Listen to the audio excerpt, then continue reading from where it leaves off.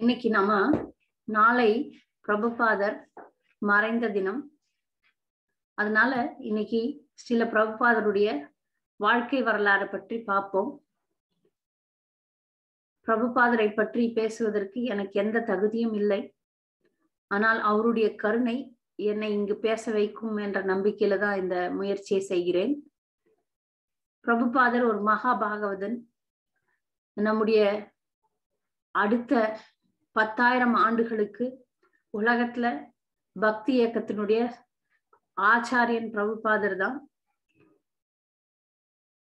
இதை எப்படி அறியறது என்பதை அவருடைய வாழ்க்கை பிறந்ததுல இருந்து மறைந்த வரைக்கும், அவதரித்ததுல இருந்து மறைந்த வரைக்கும் நடந்த நிகழ்வுகளை வச்சு பார்த்தோமாகில் அதுல ஒரே ஒரு விஷயம் கூட அவர் கிருஷ்ண உணர்வை விட்டு விலகின மாதிரியோ கிருஷ்ண உணர்வு இல்லாதவர்கள் மாதிரியோ செயல்பட்டத மாதிரி தெரியவே இல்லை.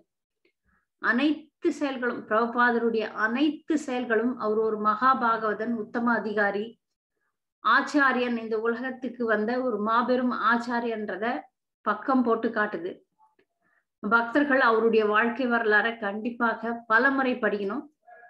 நம்ம கேட்கிறோம், ஆனா மேலோட்டமாக கேட்கிறோம். அவரை படிக்கும்போது, அவருடைய வாழ்க்கை வரலாறை படிக்கும்போது நமக்கு அவருடைய உன்னத தன்மை புரியும்.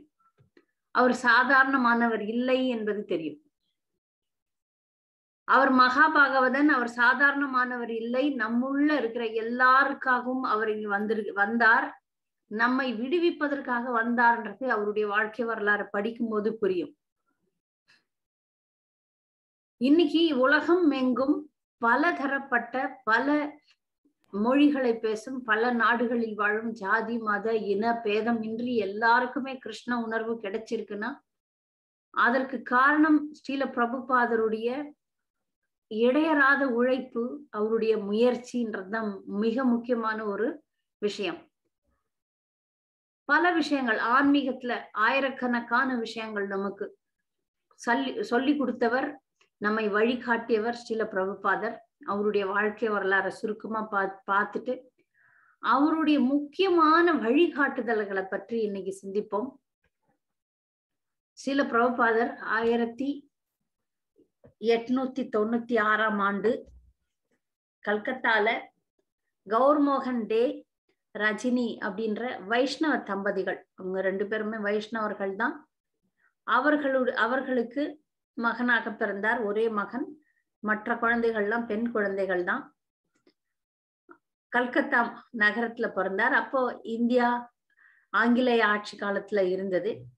கௌர்மோகன் டே ஒரு வியாபாரி, நல்ல குடும்பத்தை சேர்ந்தவர். அவர்கள் வியாபாரம் செய்து துணி வியாபாரம் பண்ணிட்டு இருந்தார் கௌர்மோகன். ஆனால் அவர் மிக அருமையான ஒரு வைஷ்ணவர். அவர் வைஷ்ணவ கலாச்சாரப்படிதான் பிரபுபாதரை வளர்த்தார். கௌர்மோகன் டே, ரஜினி அவர்கள் கர்ப்பமாக இருக்கும்போது அவங்களுடைய தாய் வீட்டுக்கு போறாங்க. அங்கதான் அவர் பிறக்கிறார். அந்த இடம்லாம் இப்போ இஸ்கான் வாங்கி விட்டது. பிரபுபாதர் பிறந்த இடம் கல்கத்தால நம்ம போய் பார்க்கலாம். அந்த இடத்துல அது முக்கியமாக ஒரு மகாபாகவதன், ஒரு தூய பக்தன் மிகவும் மங்களகரமான ஒரு நாள்ல தான் வருவார்ன்றத இவருடைய பிறப்புல இருந்து நாம் அறியலாம். நந்தோத்சவம், அதாவது கிருஷ்ண ஜெயந்திக்கு மறுநாள் நந்த மகாராஜர் விருந்தாவனத்துல எல்லாருக்கும் நல்ல விருந்து கொடுப்பார். அந்த அன்னைக்கு காலையில 6 மணிக்கு பிரபுபாதர் அவதரிக்கிறார். அவர் அபயச்சரண் அப்படின்னு பெயர் வைக்கிறாங்க. அபயச்சரண் டே. டேன்றது அவர்களுடைய ஜாதி பெயர், அந்த சர்நேம்னு சொல்லுவாங்க. இது வட இந்தியால எல்லாரும் அவங்களுடைய ஜாதி பெயரை வச்சுப்பாங்க. அதனால அபயச்சரண் டே பறக்கிறார், அவதரிக்கிறார். அவர் ரொம்ப அழகா, ரொம்ப அருமையா, செல்லமா, பாசமா, தேவையான அளவுக்கு அவருக்கு என்னென்ன தேவையோ எல்லாத்தையுமே அவங்க கொடுத்து அன்பாக வளர்க்குறாங்க. அவருடைய அப்பா, பிரபுபாதருடைய அப்பா, அவரை ஒரு நல்ல பக்தனாக்கணும்ன்ற எண்ணத்தோட தான் வளர்க்கிறார். அம்மாவுக்கு அப்பப்ப கொஞ்சம் கொஞ்சம் மாயை இருந்தது. அவரை ஒரு வக்கீல் ஆக்கணும், ஒரு வழக்கறிஞராக ஆக்கணும், அவரை லண்டனுக்கு படிக்க அனுப்பணும்ன்ற ஒரு ஆசை வைத்திருந்தாங்க. ஆனா கௌர்மோகன் டே தெளிவாக இருந்தார். அவருக்கு மிருதங்கம் சொல்லி கொடுக்கறது, எப்போதும் வீட்டுல சாதுக்களை வர வச்சு அவர்களுக்கு பிரசாதம் வழங்குறது போன்ற உயர்ந்த விஷயங்களை செய்தார். எவ்வளவு வேலை இருந்தாலும் அவர் தன்னுடைய ஜெபமாலையில ஜெபம் செய்து கொண்டிருந்தார். ராதாகிருஷ்ண விக்கிரகத்துக்கு வழிபாடு செய்தார். வீட்டுல அவங்க எப்பவுமே மாமிசம், முட்டை இந்த மாதிரி எந்த விஷயமும் கிடையாது. வெங்காயம், பூண்டு, டீ, காஃபி, அந்த வைஷ்ணவ கொள்கைகளோட தான் அவர் வளர்ந்தார். எந்த ஒரு காலகட்டத்திலையும் அவர்கள் அந்த கோட்பாடுகளை, தத்துவங்களை மீறினதே கிடையாது. ராதாகிருஷ்ணர் வழிபாடு பிரபுபாதருக்கு பிறப்பிலிருந்தே கொடுக்கப்பட்டது. அவர்கள் நாம ஜெபம், ராதாகிருஷ்ண வழிபாடு, கோயிலுக்கு தினமும் போகிறது, அந்த மாதிரி விஷயங்கள்லாம் கௌர்மோகன் அவருக்கு சொல்லி கொடுத்தார், செய்தார். பிரபுபாதர் அதை ஆர்வமோட எடுத்துக்கொண்டார். அதே போல சமஸ்கிருதம் ஆங்கிலமும் படிக்க வச்சாங்க அவரை. பிரபுபாதர் கல்லூரியிலும் சேர்ந்து ஸ்காட்டிஷ் சர்ச் காலேஜ்ல கல்கத்தால படித்தார். அவருக்கு அவருடைய தாயார் பிரபுபாதர் ரொம்ப இளமையா இருக்கும் போதே தவறி விடுகிறார்கள். தந்தை மிக அருமையாக அவரை வளர்த்து அவருக்கு 22 வயசுல திருமணம் செய்து வைக்கிறார், ராதாராணி அப்படின்ற ஒரு பெண்ணோட. பிரபுபாதருக்கு ராதாராணி அவருடைய மனைவியை அவ்வளவா பிடிக்கல. ஆனால் கௌர்மோகன் என்ன சொல்றாருன்னா, முதல் ஆசானாக பிரபுபாதருக்கு முதல் ஆசான் அவருடைய அப்பா தான், முதல் குரு அப்பா தான். அவர் சொல்றாரு, எப்போ உன்னுடைய மனைவி உனக்கு பிரியம் இல்லாமல் இருக்குதோ அது ரொம்ப நல்லது ஆன்மீக வாழ்க்கைக்கு. அப்பதான் உனக்கு பற்று இல்லாமல் இருக்கும். பகவான் பேர்ல உனக்கு அதிக பற்று வளர்றதுக்கு ஒரு முக்கியமான காரணமாக இருக்கும். அதனால இதையே நீ ஒத்துக்கொண்டு இவளோடைய நீ வாழ்வாயாகன்னு சொல்றாரு. அப்பா சொல்றதுனால அவர் தட்டுறதில்ல. அவர் பிரபுபாதர் சுதந்திர போராட்டத்துல காந்தியோட சேரணும்ன்ற இயக்கத்துல சேர்றதுக்கு தான் ரொம்ப முக்கியத்துவம் கொடுத்தார். ஆனா அவருடைய நண்பன் மூலமாக முதல் முறையாக தன்னுடைய குருதேவரை கல்கத்தால சந்திக்கிறார். அவருடைய குருதேவர் பக்தி சித்தாந்த சரஸ்வதி தாக்கூர். அவரை தன்னுடைய நண்பன் மூலமாக பார்க்கிறார். ஆனா பிரபுபாதருக்கு ஒரு கேள்விகள் இருந்தது. நாடு சுதந்திரம் இல்லாமல் இருக்கிறது, இதை விட்டுட்டு நாம ஆன்மீகத்துல இறங்க முடியுமா அப்படின்ற ஒரு கேள்வியும். அவருடைய தந்தை நிறைய சாதுக்களை வர வச்சு அவர்களுக்கு விருந்தளிப்பார், அவர்களுக்கு போஜனம் எல்லாம் பண்ணுவார், பணிவிடை செய்வார். அதுல அவருக்கு சிலர் போலியாக இருந்ததையும் அவர் பார்த்தார். அதனால சாமியார்கள் மேல பிரபுபாதருக்கு அவ்வளவு நம்பிக்கை இல்லாமல் இருந்தது. ஆனால் முதல் முறையாக பக்தி சித்தாந்த சரஸ்வதி தாக்கூரை பார்த்தபோது அந்த எண்ணங்கள்லாம் மாறி போது, தூய்மையான பக்தர்கள், தூய்மையான சன்னியாசிகள் இருக்கிறாங்க அப்படின்ற ஒரு மாற்று கருத்து அவருக்குள்ள வந்தது.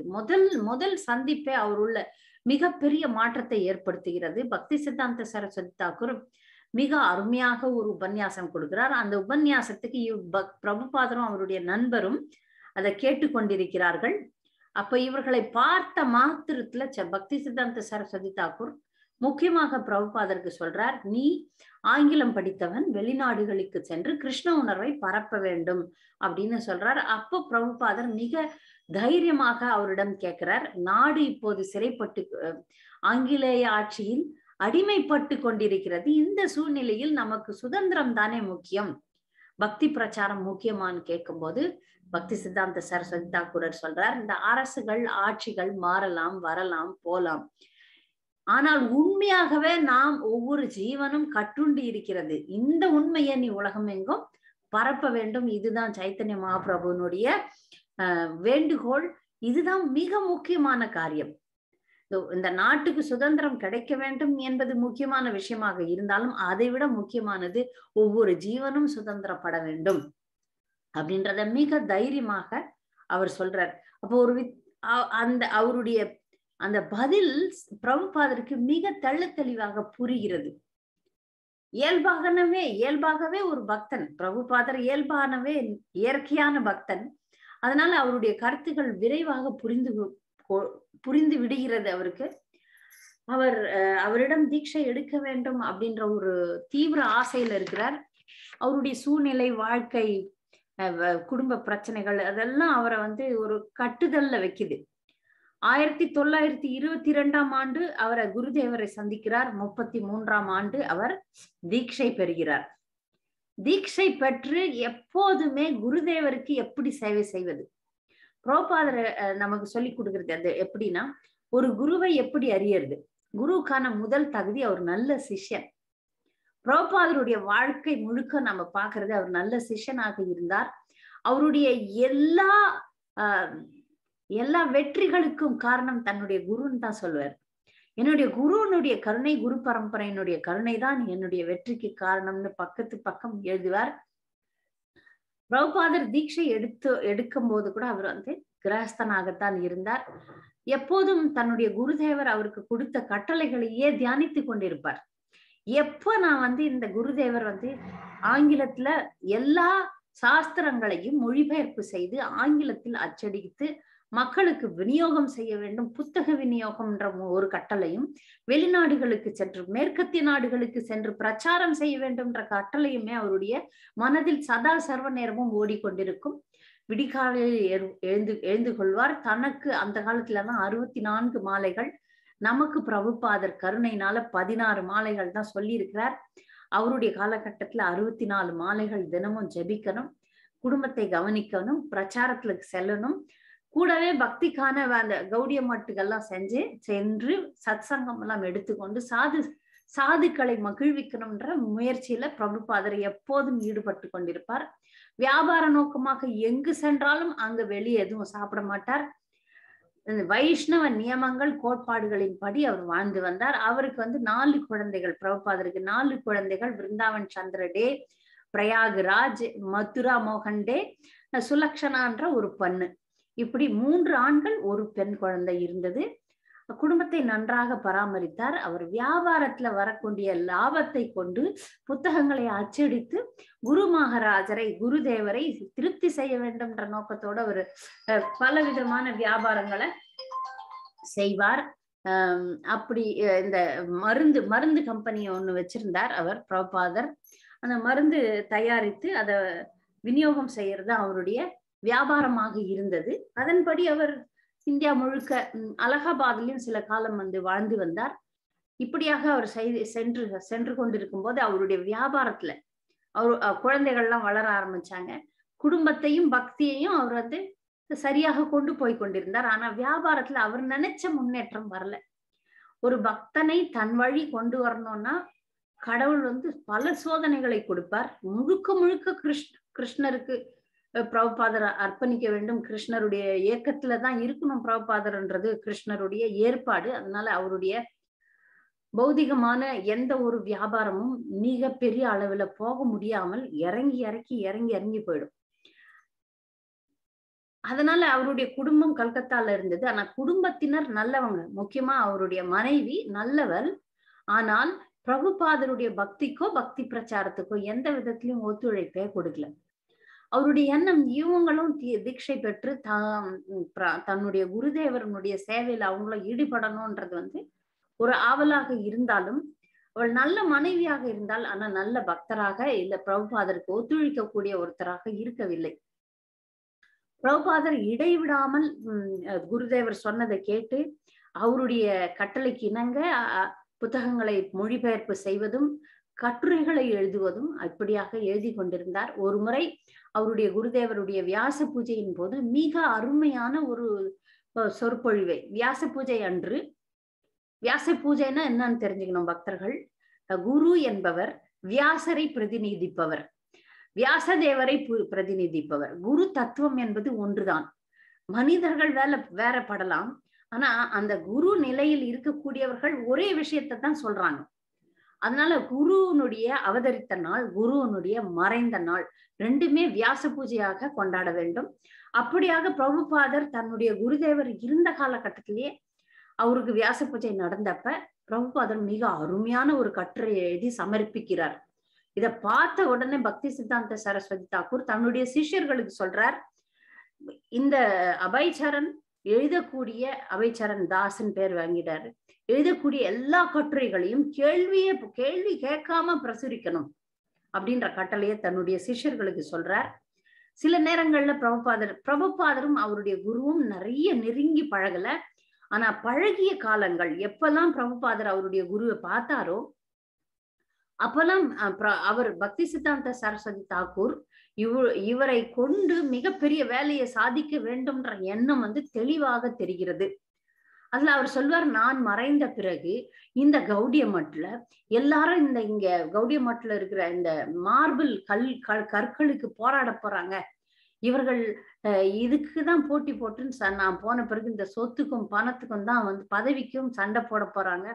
ஆனால் நீ இதுல சிக்காமல் நான் சொல்றதை கேட்டு நீ செயல்பட வேண்டும்னு அவர் வரப்போறத முன்கூட்டியே அறியக்கூடிய சக்தியை வைத்து கொண்டிருந்தவராய் இருந்தார் பக்தி சித்தாந்த சரஸ்வதி தாக்கூர். அவரையும் பிரபுபாதர் தான் சொல்றாங்க. அவர் பிரபுபாதருக்கு ஒரு பிரத்யேகமான கட்டளைகளை விட்டார். அவருக்கு பிறகு மடாதிபதிகளாக சைத்தன்ய கௌடிய மட்டினுடைய தலைவர்களாக மிக சிறந்த நிறைய சன்னியாசிகள் இருந்தாங்க. பிரபுபாதருக்கு சில பேர் ஒத்துழைப்பும் கொடுத்தார்கள், முழுமையாக அவர்கள் இல்லைன்னு சொல்ல முடியாது. ஆனால் பக்தி சித்தாந்த சரஸ்வதி தாக்கூரினுடைய கட்டளைகளை முழுமையாக தியானம் செய்தவர் பிரபுபாதர் மட்டுமே, பக்தி வேதாந்த சுவாமி ஸ்ரீல பிரபுபாதர் மட்டுமே.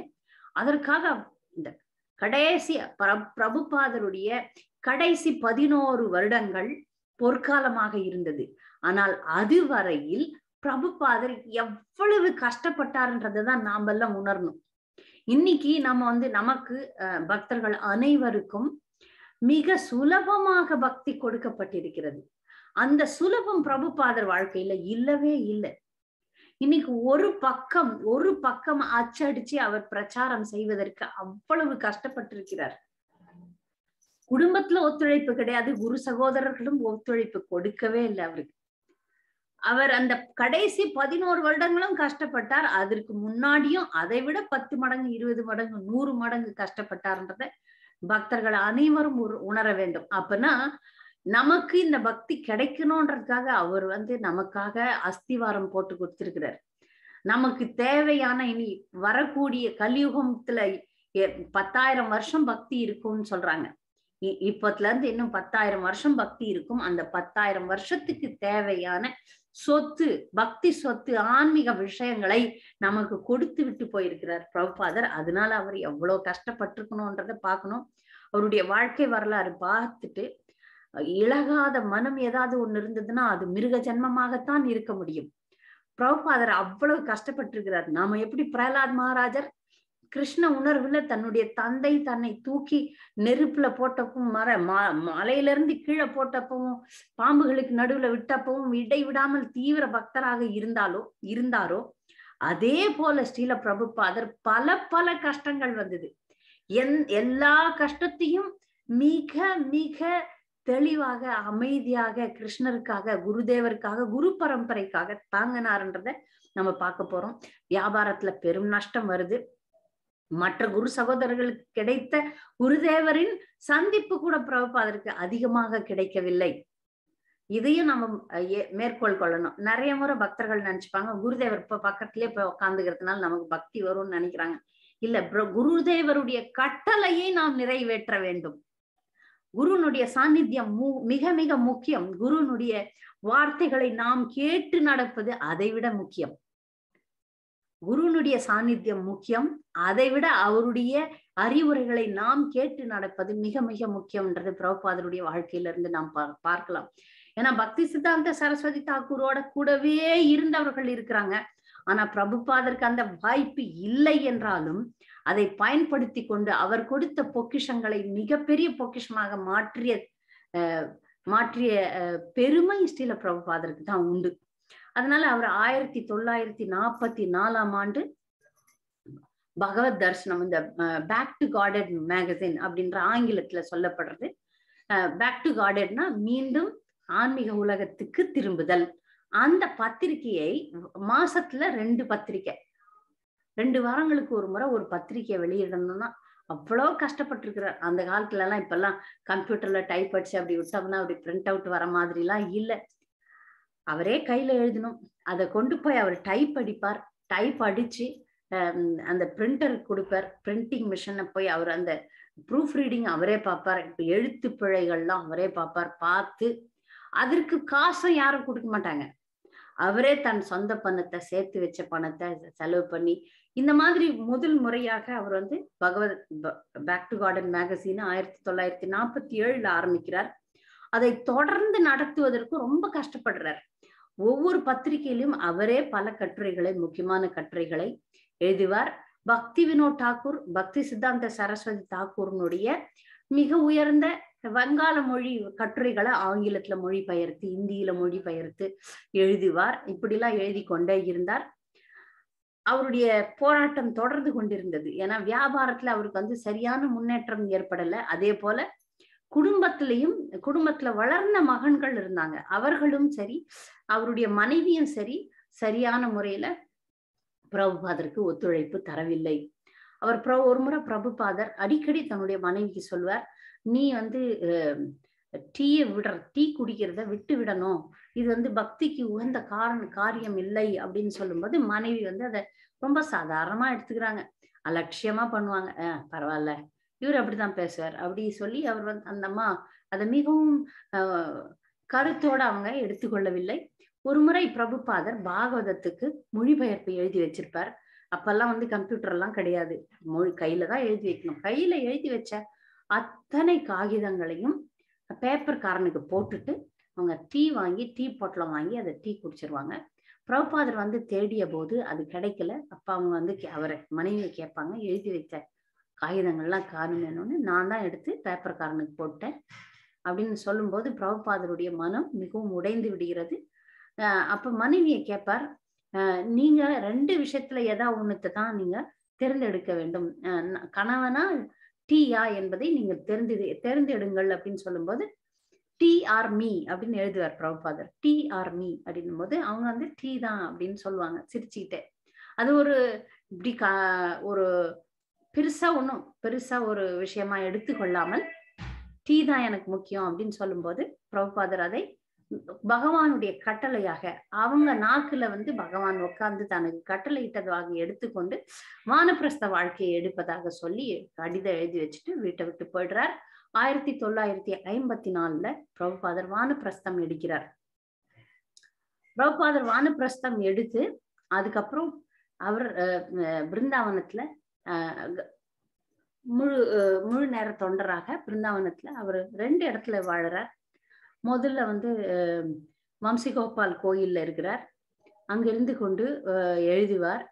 அங்கிருந்து அப்புறமா வந்து ராதா தாமோதர் கோயிலுக்கு வந்துடுவார். ராதா தாமோதர் கோயில்ல ஸ்ரீல ரூப கோஸ்வாமியினுடைய சமாதியை பார்த்து கொண்டு அவரை தியானித்து கொண்டு எழுத ஆரம்பிக்கிறார். அவருடைய உணவை அவரே சமைப்பார். இது இங்கிருந்து கொண்டு டெல்லிக்கு போவார். ஏன்னா பிரிண்ட் அடிக்கிறதுக்கு வந்து டெல்லிக்கு தான் போகணும். எழுதின கட்டுரைகளை, எழுதிய விஷயங்களை பகவத் தர்சன புத்தகத்துக்காக அங்க போவார்.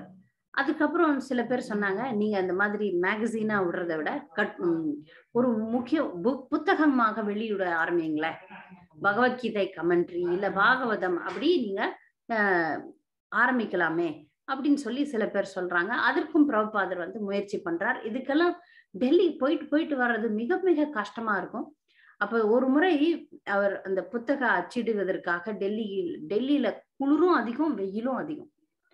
பல நேரங்கள்ல அவர் 1 ரூபாய் 2 ரூபாய்க்கெல்லாம் ரொம்ப கஷ்டப்பட்டு இருக்கிறார்.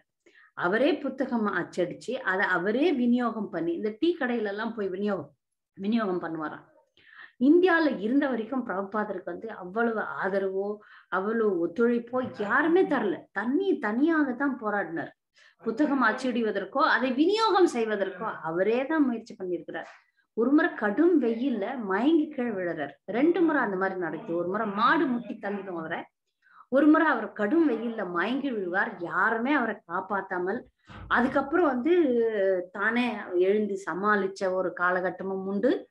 ஒரு முறை யாரோ பார்த்து அவரை காப்பாத்தி, உங்களுக்கு இவ்வளவு கஷ்டப்பட்டு, ஏன்னா ட்ரெயின்லயோ பஸ்லயோ வேற ஏதாவது ரிக்ஷாலயோ போனா பணம் செலவாகும், அந்த பணம் இல்லைன்னு நடந்து போவார் பிரபுபாதர். அதனால ஆனா இன்னைக்கு அவருடைய சிஷ்யர்களுக்கு இந்த மாதிரி நடக்கிற வேலையே இல்லை. எல்லாருமே வந்து ஆகாய விமானத்திலயும் ரயில்லயும் போறோம். அந்த காலத்துல பிரபுபாதருக்கு நடந்து போகத்தான் வழி இருந்தது. அதனால அவ்வளவு கஷ்டப்பட்டு அந்த புத்தகங்களை அச்சிடுறதுக்கு தன்னுடைய சிரமங்கள் தான் ரொம்பவே நிறைய இருந்தது. பிரபுபாதர் சிரமத்துல அங்க சிப்பிவாடா அப்படின்ற ஒரு இடத்துலதான் அவர் புத்தகங்களை அச்சடிப்பார். அந்த சிப்பிவாடா அந்த இடத்துல ஒரு சின்ன அறைய அவருக்குன்னு கொடுப்பாங்க. சரி, இவர் இங்க இருந்து கொண்டு அவர் பண்ணட்டும் அப்படின்னு சொல்லிட்டு. ஏன்னா ஒவ்வொரு முறையும் காலையில கிளம்பி விருந்தாவனத்துல கிளம்பி மதுரால ரயில பிடிச்சி வந்து டெல்லியில இந்த வேலையெல்லாம் செஞ்சுட்டு மீண்டும் திரும்ப இரவுக்கு வந்து விருந்தாவனம் திரும்புவது வழக்கம். அது ரொம்ப கஷ்டமாயிடும், அடிக்கடி வர வேண்டியிருக்கே அப்படின்னு சொல்லிட்டு சிப்பிவாடான்ற இடத்துல அவருக்கு தங்குவதற்கு இடம் கொடுக்குறாங்க. இப்படியாக அந்த நாளிதழ் அந்த அச்சடிக்கிற விஷயங்களை பார்க்கறதுக்கு பிரபுபாதர் தானே முயற்சி செய்து வந்து போய் கொண்டிருப்பார். அதுக்கப்புறம் அவர் முதல்ல ஒரு இயக்கத்தை ஆரம்பிக்கணும்னு சொல்லிட்டு ஜான்சி அப்படின்ற இடத்துல லீக் ஆஃப் டிவோட்டீஸ் அப்படின்ற ஒரு இயக்கத்தை 1952 ஆரம்பிப்பார். லீக் ஆஃப் டிவோட்டீஸ் அப்படின்ட்டு ஒரு இயக்கத்தை ஆரம்பிச்சு அவருக்கு வந்து அவருக்கு ஒரு இடம் கிடைக்குது. அங்க இருந்து அவர் ஆரம்பிப்பார். அங்கேயும் அவருக்கு யாரும் வந்து ஒத்துழைப்பே கொடுக்கல, சப்போர்ட் கிடைக்கல. ஒரே ஒரு சிஷ்யரை மட்டும் பிரபுபாதர் வந்து அவர் சந்நியாசம் பெற்றதுக்கு அப்புறம் ஒரே ஒரு சிஷ்யரை உருவாக்குறார் பிரபுபாதர். இடைவிடாமல் தன்னுடைய குருதேவர் தனக்கு கொடுத்த கட்டளையாகிய வெளிநாடுகளுக்கு செஞ்சு பிரச்சாரம் செய்யணும் அப்படின்றத தியானம் பண்ணிக்கிட்டே இருக்கிறார். அதன் மூலமாக அவர் என்ன பண்றார், சுமதி மொராஜி அப்படின்னு ஒரு மிகப்பெரிய கப்பல் நிறுவனத்தின் தலைவி அந்தம்மா, அவங்களை அவருக்கு அவங்கள தொடர்பு கொள்கிறார். தொடர்பு கொண்டு அவர்களுக்கு கடிதம் எழுதுறார். என்னை உங்களுடைய கப்பல் மூலமாக வெளிநாட்டு அமெரிக்காவுக்கு அனுப்புங்க அப்படின்னு சொல்லிட்டு கேட்கிறார். அது மிகப்பெரிய போராட்டமா இருக்கு. முதல்ல அவர் வந்து விசா வாங்கணும், நோ அப்ஜெக்ஷன் சர்டிபிகேட் வாங்கணும். அதுக்கப்புறம் அவருக்கு வந்து டிக்கெட் கிடைக்கணும். இதுக்கெல்லாம் மேல சுமதி மொராஜி என்ன சொல்றாங்கன்னா, நீங்க வயசாயிடுச்சு, உங்களுக்கு கிட்டத்தட்ட 70 வயசு. அவர் பிரபுபாதர் அமெரிக்கா போகும்போது அது முயற்சியை ஆரம்பிக்கும் போது 69 வயசு. உங்களுக்கு வயசாயிடுச்சு, உங்களுக்கு நீங்க வேண்டாம், நீங்க இங்க இருந்தே என்ன பண்ண முடியுமோ அதை பண்ணுங்க, அங்கெல்லாம் போக வேண்டாம், அங்க உங்களால தாங்கவே முடியாது, அங்க தட்பவெப்ப நிலை வேற மாதிரி இருக்கும், அங்க குளிர்லாம் அதிகமா இருக்கும், உங்களுடைய சாப்பாடு உங்களுடைய நியமங்கள் அதெல்லாம் அங்கெல்லாம் கடைபிடிக்க முடியாது, அதனால நீங்க அங்கெல்லாம் போக வேண்டாம் அப்படின்னு சுமதி மொராஜி சொல்றாங்க. அவருடைய செக்ரட்டரி சுமதி மொராஜியை பிரபுபாதரால நேர்ல பார்க்க முடியாது. செக்ரட்டரி போயிட்டு வந்து வேண்டாம்னு சொல்றாங்க. பிரபுபாதர் அதுக்கு ஒத்துக்காம அவர்களை பாம்பேல போய் பாக்குறாங்க சுமதி மொராஜியை.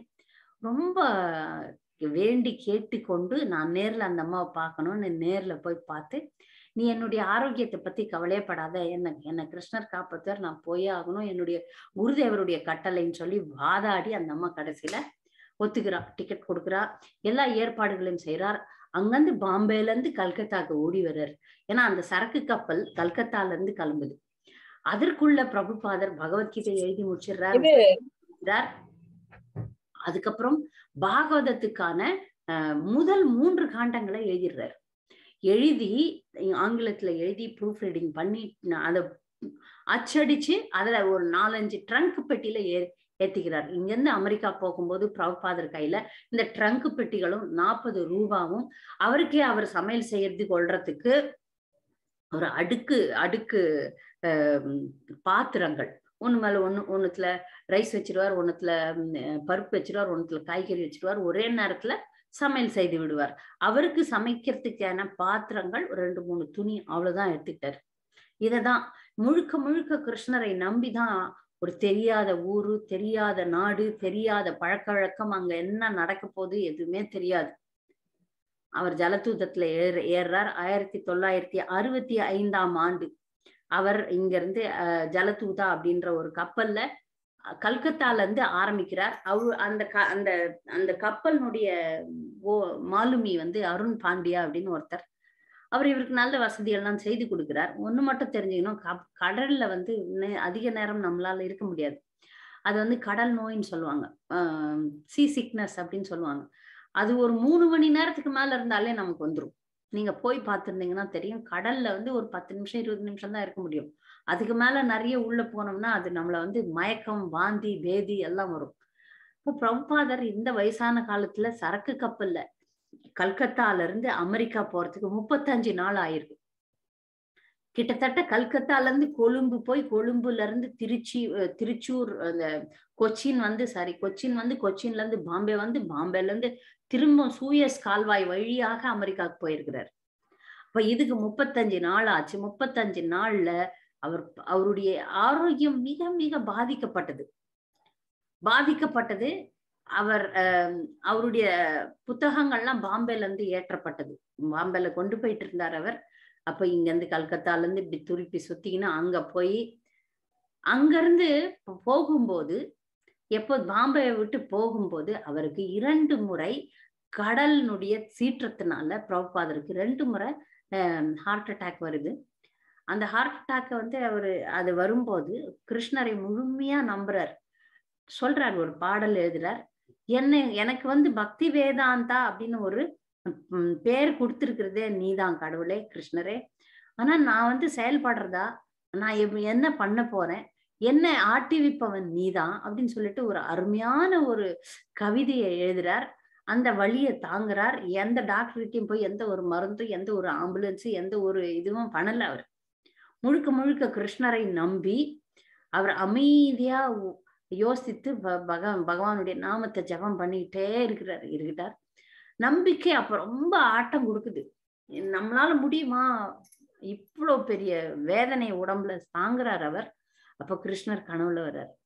கனவுல வந்து சொல்றார், நீ எதுக்கும் கவலைப்படாத, நான் உன்னோட இருக்கிறேன், உனக்கு எல்லாமே வெற்றி அமையும், தைரியமா போ அப்படின்னு சொல்றார். அதுக்கப்புறம் அந்த மாலுமி சொல்றார், அருண் பாண்டியா சொல்றார், அந்த கடல்ல, அந்த அட்லாண்டிக் ஓஷன், அந்த அட்லாண்டிக் கடல்ல அது வரைக்கும் அந்த பயணம் இது வரைக்கும் அந்த மாதிரி அமைதியா நடந்ததே கிடையாதாம். ஒரு அலை இல்லை, ஒரு சீற்றம் இல்லை. உண்மை பிரபுபாதரே, நீங்க திரும்பி அங்க கப்பல்லே வந்துட்டீங்கன்னா நாங்க திரும்பி போய் சேர்றது நிம்மதியா இருக்கும், திரும்பி எங்களோட வாங்கலன்ற அளவுக்கு அவர் வந்து ஆச்சரியப்படுற அளவுக்கு கடல்ல எந்த ஒரு சீற்றமும் இல்லாம இருந்துதான். பிரபுபாதர் முதல்ல போஸ்டன் வந்து இறங்குறார். இறங்கி அந்த கப்பல் வந்து நியூயார்க் போற கப்பல். போஸ்டன்ல இறங்குறார். இறங்கி ஒரு அகர்வால் அப்படின்னு ஒரு வீட்டுல இருக்கிறார். அந்த அகர்வால் ஒரு அமெரிக்க பெண்ணை கல்யாணம் பண்ணிட்டு இருக்கிறார். அந்த வீட்டுல அவர் பிரபுபாதர் யோசனை பண்ணி பாருங்க, அவங்க வந்து மாமிசம் சாப்பிடுபவர்கள். அதனால அவருக்குன்னு கொடுத்த அறையில ஒரு சின்னதா அடுப்பும் கொடுத்துட்றாங்க.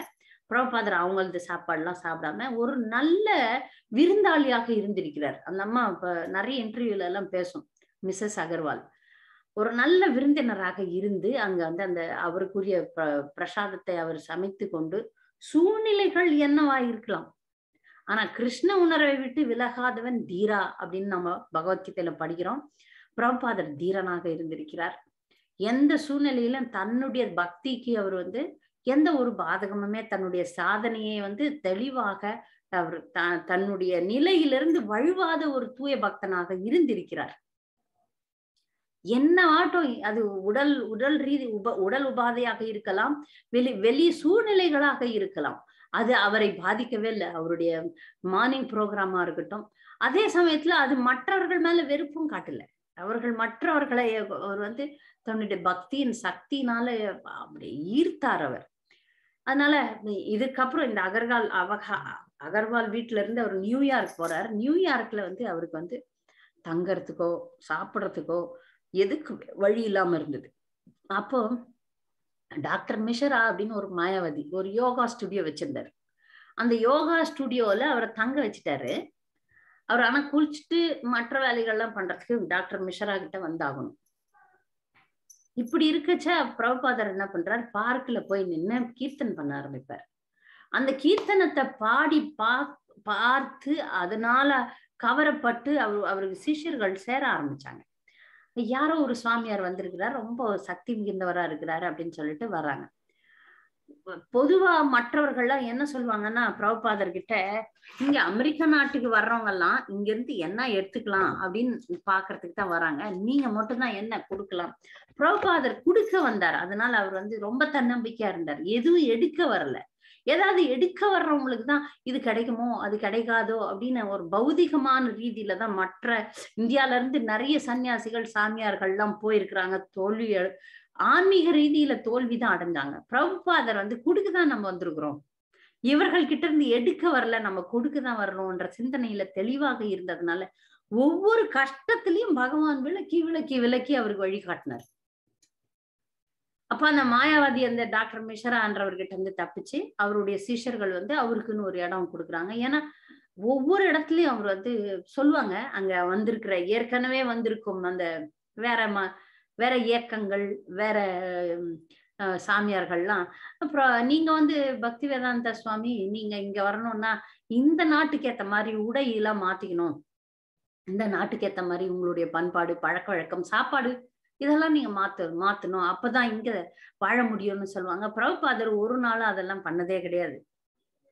அதெல்லாம் அவர் மற்றவர்களுக்காக தன்னுடைய பக்தி குறிக்கோள்களை ஒரு நாளும் மாத்தந்தே கிடையாது. அவர் உடை வந்து சன்னியாசி உடை தான் எப்போதும் போட்டார். மேல வந்து ஒரு குளிருக்காக ஏதோ ஒண்ணு போர்த்தி கொள்வார். அவருடைய சாப்பாடு அவரே செஞ்சுதான் சாப்பிட்டார்.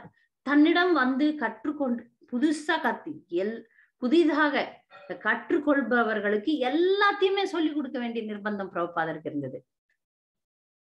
ஏன்னா அங்க இருக்க அமெரிக்கால இருக்கிறவங்களுக்கு கடவுள்னா யாருன்னு தெரியாது, கிருஷ்ணர்னா யாருன்னு தெரியாது, கலாச்சாரம்னா என்னன்னு தெரியாது, பக்தினா என்னன்னு தெரியாது, வழிபாடுனா என்னன்னு தெரியாது.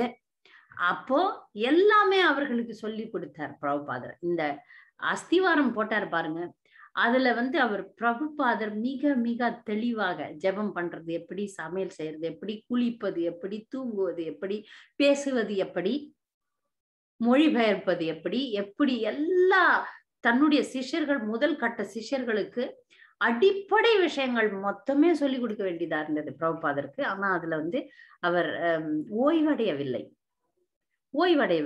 இதுல எழுதுறாங்க, பிரபுபாதருடைய வாழ்க்கை வரலாறுல சொல்லப்பட்டிருக்கு, இயக்கத்தை நிறுவ வேண்டும் ஒண்ணு, ரெண்டாவது புத்தகங்களை எழுத வேண்டும், மொழிபெயர்க்க வேண்டும், அச்சிட வேண்டும். இந்த ரெண்டுமே மிகப்பெரிய சாதனைகள், சாதாரணம் கிடையாது. அதனால பிரபுபாதர் இரவு ஒரு இன்டர்வியூல சொல்றார், ஒரு பத்திரிகையாளர்கிட்ட பிரபுபாதர் சொல்றார், இரவு 1.5 மணி நேரம் தான் தூங்குவாராம், பகல்ல 2 மணி நேரம் ஓய்வு. தூக்கம் கிடையாது, தூக்கம் வேற ஓய்வு வேற. இப்ப தூங்கந்து அவர் 1.5 மணி நேரம் தான். 24 மணி நேரத்துல 1.5 மணி நேரம் தான் தூங்கி இருக்கிறார் பிரபுபாதர். ஏன்னா புத்தகங்களை எழுதி முடிக்கணும். அப்படியுமே அவர் பாகவதம் 10ஆம் காண்டம் வரைக்கும் தான் மொழிபெயர்ப்பும் பொருளுரையை எழுதியிருக்கிறார். 11, 12 சிஷ்யர்கள் செஞ்சாங்க. சைத்தன்ய சரிதாமிருத்தம் பாகவதம் நடந்து கொண்டிருக்கும் போதே சைத்தன்ய சரிதாமிருத்தத்தை மிக விரைவில், ஏன்னா இது விடக்கூடாது அப்படின்னு சொல்லிட்டு சைத்தன்ய சரிதாமிருத்தத்தை எழுதி முடித்தார். இந்த காலகட்டம், இந்த 11 வருடம் பிரபுபாதர் 1965 போனார், 1977 இந்த உலகத்தை விட்டு மறைகிறார். இந்த 11-12 வருடங்கள்ல அவர் 80 புத்தகங்கள் எழுதுறார். முதல்ல அவர் எழுதின புத்தகம் வந்து வேற்று கிரகங்களுக்கு சுலபமான பயணம், easy journey to other planets அப்படின்னு சொல்ற அந்த புத்தகம் தான். அதுதான் அவருடைய முதல்ல அங்க எழுதினார். அதுக்கப்புறம் பகவத்கீதையை வந்து மேக்மில்லன் கம்பெனி இருக்கு இல்லையா, அந்த கம்பெனியை வச்சு அவர் முதலாக பிரசுரிக்கிறார். இது மிகப்பெரிய சாதனை. யாருமே இந்திய வரலாற்றுல, உலக வரலாற்றுல, உலக ஆன்மீக வரலாற்றுல யாரும் சாதிக்காத ஒரு விஷயத்தை பிரபுபாதர் பண்ணியிருக்கிறார். ஏன்னா இன்னைக்கு அவர் எழுதின பகவத்கீதை உண்மை உருவில் உலகத்தின் அனைத்து மொழிகளிலும் மொழிபெயர்க்கப்பட்டிருக்கிறது. இது யாராலையும் கற்பனை கூட செஞ்சு பார்க்க முடியாத ஒரு விஷயம்.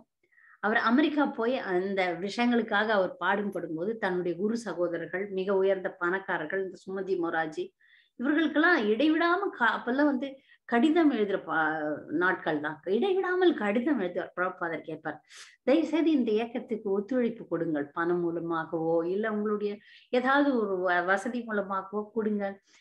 அவர் பிரபுபாதர் அமெரிக்கா வந்தப்ப 3 மாசம் தான் அவருக்கு விசா இருந்தது. இந்த 3 மாத விசாக்குள்ள அவர் திரும்பி இந்தியாவுக்கு வந்தாகணும். அதனால அவர் எழுதுறாரு, அப்ப தீர்த்த மகாராஜ் கௌடிய மற்றனுடைய தலைவராக இருந்திருக்கிறார். அவருக்கு இவர் கடிதம் எழுதுறாரு, தயவு செய்து உங்களுடைய ஃபண்ட்ல இருந்து கொஞ்சம் ஃபண்டு கொடுங்க, இங்க நம்ம ஒரு சென்டர் ஆரம்பிக்கலாம், இங்க ஒரு கௌடிய மட்டம் நம்ம ஆரம்பிக்கலாம், எனக்கு ஒத்துழைப்பு கொடுங்கள்னு கேட்டப்ப யாருமே ஒத்துழைப்பே கொடுக்கல. குரு சகோதரர்கள் யாருமே அவருக்கு ஒத்துழைப்பு கொடுக்கவில்லை. அந்த சிஷ்யர்கள், அந்த இப்பி சிஷ்யர்கள் முதலாக அவருக்கு கிடைத்த இந்த வழி தவறி போய் கொண்டிருந்த அமெரிக்க இளைஞர்கள், இளம் பெண்கள், அவங்க ஒரு கூட்டமா வந்து பிரபுபாதர் கூட வந்து உட்கார்ந்து கீர்த்தனம் பண்ணிட்டு பிரசாதம் சாப்பிட்டு போன கூட்டம் வந்து அவர்களுக்கு படிப்படியாக பிரபுபாதருக்கு அவங்க கிட்ட இருந்து 5-10 போட்டு 5-10 போட்டு போட்டு போட்டு ஒரு இடத்துல பிரபுபாதருக்கு நிலையா ஒரு இடத்துல இருக்கிறதுக்கு ஏற்பாடு பண்றாங்க. அதனாலதான் அப்பதான் வந்து பிரபுபாதர் நியூயார்க்ல வந்து இஸ்கான் இயக்கத்தை ஆரம்பிக்கிறார். அது மிகப்பெரிய இயக்கமாக ஆக போகிறதுன்றது அப்ப அவருக்கு தெரியாது. ஆனால் பகவான் கிருஷ்ணருடைய அருளாலும் சைத்தன்ய மகாபிரபுனுடைய கருணையினாலும் அது மிகப்பெரிய இயக்கமாக உருவானது. வாமனர் வந்து விஸ்வரூபம் எடுத்த மாதிரி சிறிதாக ஆரம்பித்தார் பிரபுபாதர். கொஞ்சமாக சிஷ்யர்களை கொண்டு ஆரம்பிச்சது. இன்னைக்கு உலகம் முழுக்க அவர் இருக்கும்போதே 4000-5000 சிஷ்யர்களுக்கு அவர் தீட்சை கொடுத்தார். அவர் இருக்கும் போதே புத்தக விநியோகம் உலகெங்கிலும் அனைத்து நாடுகளிலும் கோயில் நிர்வாகம் நிறுவப்பட்டது. ராதாகிருஷ்ண விக்கிரகம் வைத்து கௌரணித்தாய் வச்சு வழிபாடுகள்லாம் எப்படி செய்யறதுன்னு சொல்லிட்டு எல்லா வழிகாட்டுதல்களையும் பிரபுபாதர் கொடுத்தார். பிரபுபாதர் கொடுத்த பல அறிவுரைகள் நம்மோட இருக்கு. இப்ப பிரபுபாதர் தான் நமக்கு வந்து வாழ்க்கையின் மாலுமியாக இருக்கிறார். நாம போய் கொண்டிருக்கும் இந்த பக்தி கப்பலினுடைய மாலுமி பிரபுபாதர் தான். அவருடைய அறிவுரைகள் தான், அவருடைய மொழிபெயர்ப்பு புத்தகங்கள் தான். அவர் தான் நமக்கு வழிகாட்டி. அவர் தான் கலங்கரை விளக்கம். அவர் முக்கியமா 4 விஷயங்களை சொன்னார். இது ஒவ்வொரு பக்தரும் மனப்பாடம் செய்து வாழ்க்கையில் கடைபிடிக்க வேண்டிய விஷயம். அது வந்து புத்தகங்கள் தான் நமக்கு அடிப்படை. புத்தகங்கள் தான் நமக்கு அடிப்படை.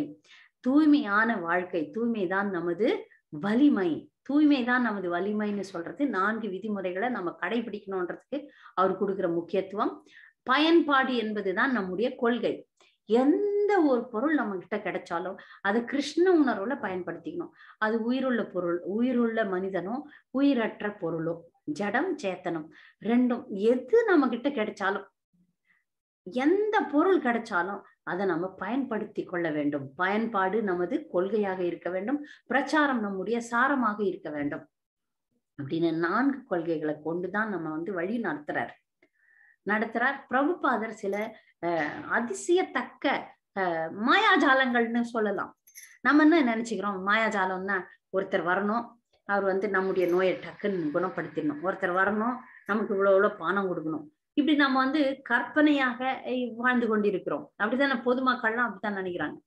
பகவத்கீதை படிச்சா என்ன கிடைக்கும், 1 லட்சம் கிடைக்குமா, 2 லட்சம் கிடைக்குமா, வீடு கிடைக்குமா, வேலை கிடைக்குமா, திருமணம் ஆகுமா, நோய் குணமாகுமா, இப்படிதான் இதுதான் மாயாஜாலம்னு நினைக்கிறாங்க. ஆனா பிரபுபாதர் பக்தினா என்னன்னு தெரியாத அடிமட்டத்துல இருக்கக்கூடியவர்களை கூட மகாபாகவதரா மாத்திடுறாரு. உலகமே அவர்களை வழிபடக்கூடிய தகுதியை அவர்களுக்கு கொடுத்துட்டார். இப்ப அமெரிக்காலையும் ஐரோப்பாலையும் இருக்கக்கூடிய மிக உயர்ந்த வைஷ்ணவர்கள் ஆயிடுறாங்க. மிலேச்ச நாடுகள் தான், வெளிநாடுகள்லாம் மிலேச்ச நாடுகள் தான். இந்தியா தான் வந்து பக்திக்கு உகந்த நாடுன்னு சொல்லப்படுது. அதுதான் உண்மையும் கூட. ஆனால் பிரபுபாதருடைய கருணை, எப்போ ஒரு பக்தனோ பாகவதனோ உலகத்துக்கு வந்தா அவர்களுக்கு தேவையான அனைத்து பட்டப்பரிவாரங்களும் வழங்கப்படும். அது வந்து அவருக்கு வந்து பிரபுபாதருக்கு வந்து மேலை நாடுகள்ல இருந்து அவர் உன்னதமான பக்தர்கள் அவர் பின்னாடி வர ஆரம்பிச்சாங்க. அவருடைய கருணை, பிரபுபாதனுடைய கருணையை பெற்றுக்கொண்டவர்கள் மிக உயர்ந்த பாகவதர்களாக மாறினதை நம்ம இன்னைக்கு பாக்குறோம். நம்முடைய குருமார்கள் எல்லாரும் மிக உயர்ந்த பாகவதர்களாக பிரபுபாதரை பின்தொடரும் சன்னியாசிகளாக இருக்கிறாங்க. அதுக்கு காரணம் பிரபுபாதர் தான். அதுக்கு வழிகாட்டுதல் எல்லாம் அவர் பண்ணிட்டார். முதல் சன்னியாசி சிஷ்யர் வந்து கீர்த்தானந்தா அப்படின்னு சொல்லப்படுற ஒருத்தர். இந்த மாதிரி சாதாரண மக்களை, சாதாரண நல்ல நிலை கூட கிடையாது, இந்த போதைப் பொருட்களுக்கு அடிமையாகி தவறான பழக்கங்கள் உடையவர்களை உயர்ந்த பக்தர்களாக மாத்தினார். பக்தர்களையே பக்தர்களா மாத்துறது பெரிய விஷயம் கிடையாது. தாழ்ந்த நிலையில் இருப்பவர்களை மிக உயர்ந்த நிலையில கொண்டு போன ஒரு வரலாற்று மாயாஜாலத்தை பிரபுபாதர் செஞ்சார். அதன் மூலமாக அதிசயத்தக்க பக்தியை எடுத்து அதை உலகமெங்கும் பரப்பக்கூடிய வீரர்கள் பிரபுபாதருக்கு சேர்ந்துட்டாங்க. அவர்கள் எல்லா வேலையும் பண்ணிட்டார். இப்ப நீங்க சொல்லுங்க, இவர் மிகப்பெரிய சேனாதிபதி, அவங்க எல்லாம் சின்ன சின்ன படைத்தலைவர்களாக மாறி அவருடைய கனவை நனவாக்குனாங்க. எள்ளுந்தான் எண்ணெயா நிற்கக்கூடிய சிஷ்யர்கள் கிடைத்தார்கள். அதனால்தான் பாம்பேல பிரபுபாதர் கோவிலை நிறுவுவதற்கு அவ்வளவு கஷ்டப்பட்டிருக்கிறார். ஆனா இன்னைக்கு பாம்பே டாப், டாப் லெவல்ல இருக்கக்கூடிய ஒரு பக்தி சென்டர் இஸ்கான் வந்து நிறைய இடங்கள்ல பாம்பேல இஸ்கான் சென்டர்ஸ் இருக்கு.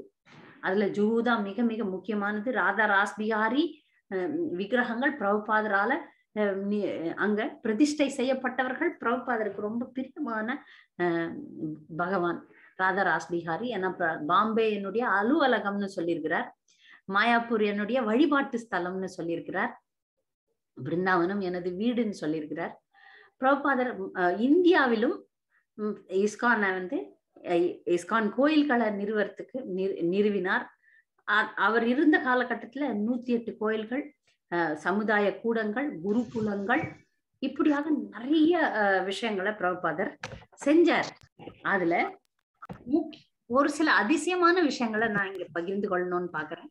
அதுல என்னன்னா, இஸ்கான்ல நீங்க மிக மிக உலக புகழ் பெற்ற ஓவியர்களை பார்க்கலாம்.